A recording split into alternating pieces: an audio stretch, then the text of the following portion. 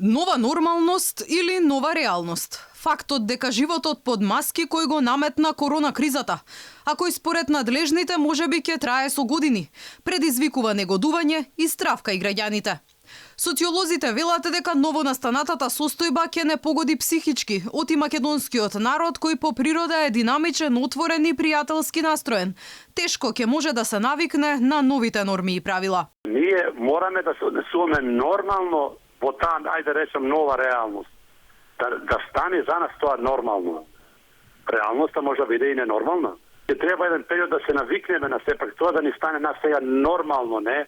Затоа говориме за таа нова реалност, дека да се поздравуваме, да комуницираме, да купуваме, да одиме во продавници и така натака на начин каде што постојат некои правила кои што нема да го загрозуваат условно нашето здравје, не?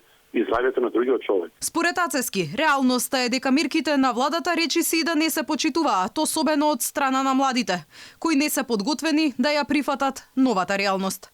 Вели државата ќе мора да едуцира, но и да казнува. Човекот се прилагодува на поединецот на таа ситуација, но она што ја прави, би рекол сега, таа ситуација условно ненормална, што еден голем дел, еден добар дел од луѓето тоа не го почитуваат.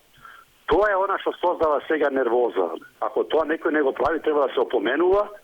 Ако тоа не го прави, треба и да се санкционира, затоа што онај другиот кој што тоа го почитува, ќе се почувствува навреден.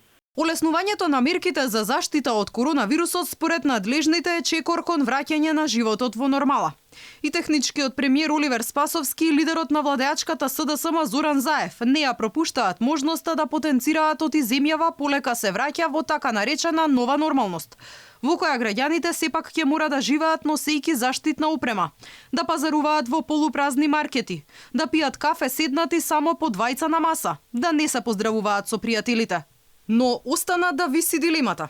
Дали зад новата ненормалност која ја форсира владата, сепак се крие идејата за брзи избори на кој инсистира СДСМ.